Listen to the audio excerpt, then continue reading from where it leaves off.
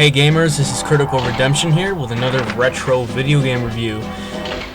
This time we're going to be going a little old school for a little FPS first person shooter for you guys. Goldeneye 007 for the original N64. This game was developed by Rare and based on the 1995 James Bond film Goldeneye, one of my favorite Bond films.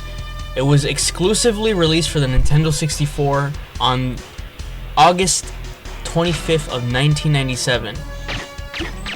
There is a campaign in which players assume the role of British secret agent James Bond as he fights to prevent criminal syndicate from using a satellite weapon against London to cause global financial meltdown. Sounds like one hell of a story. The game also includes a split-screen multiplayer mode in which 2 or 3 up to 4 people can complete in different types of deathmatch games. So let's get into the plot of this storyline. I basically explained half of it, but let me explain it a little more.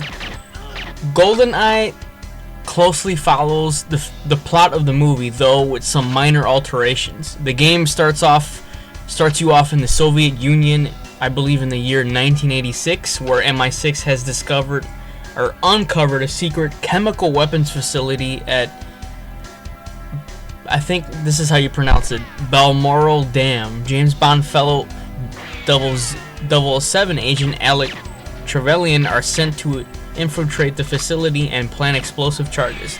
There, Bond must remain and keep stealth and take everyone out by surprise.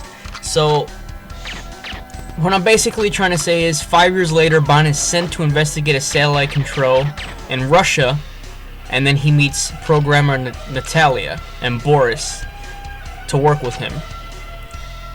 The remainder of the game takes place in '95, but Bond visits Monte Carlo to investigate the Lafitte, if I'm pronouncing that right, and he rescues several hostages and plants a tracker bug on the Tiger helicopter before it explodes and all goes to hell. I want to get and talk about the gameplay. The first person gameplay is basically a first person shooter that features both single and multiplayer modes. Like I said, the single player mode that takes place in the role of James Bond through a series of free roaming 3D levels. And note, this is the first person shooter released for the N64 with the 3D levels. Each level requires the player to complete a certain set of objectives, such as collecting or destroying specified items, rescuing hostages, meeting with friendly NPCs in the next exit stage. Some gadgets that James Bond film series are featured in the game are often used to complete particular mission objectives. So for example, in one level, the electromagnetic watch from Live and Let Die is used to acquire the jail cell key. So you'll be using different variations of the gadgets from the films, which are all different arsenal of weapons, including pistols, some machine guns, assault rifles, grenades, throwing knives, and among other things. Guns have infinite magazine and must be reloaded after a several number of shots. But if you have the cheat codes, that's a different story. And I wouldn't recommend doing that unless you've beat the game already and you just want to cause hell. I remember using the cheat codes with the rainbow nail gun and pinning guys to the wall. It was a lot of fun. And big head mode, that was also fun. Another thing I also want to talk about is the stealth.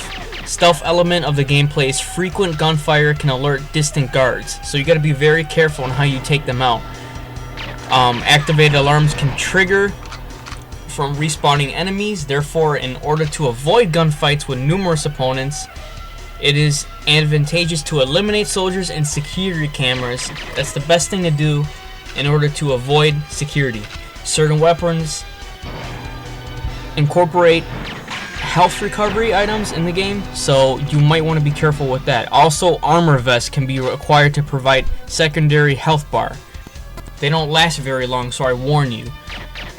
And then there's also 4 save files that are available to track the player's progress through the game, 20 missions, each of which may be played on agent mode, secret agent mode, or double agent mode difficulty settings.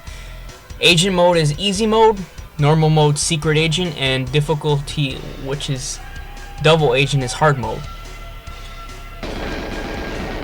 A lot of enemies take a lot of damage, inflict a lot of damage by shooting them. The amount of ammunition is available.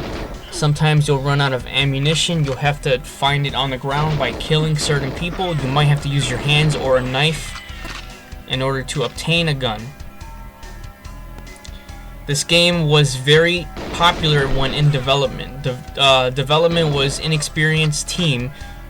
It was 8 to 9 developers have previously worked on video games, such as David Doak commented in 2004 saying that he worked on Donkey Kong Country, Super Mario 64, as well as other 3D shooting games for the development of Ultra 64 games console.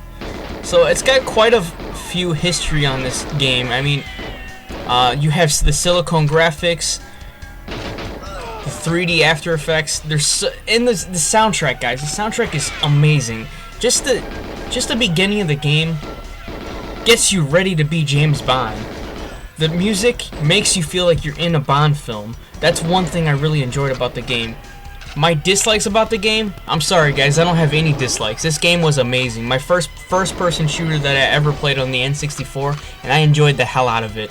Don't get me wrong, there was a few bugs and glitches, but what games don't have those? And for its time, it was very, very well done. I'd give this game a solid 10 out of 10. The reason I give it a 10 out of 10 is outstanding.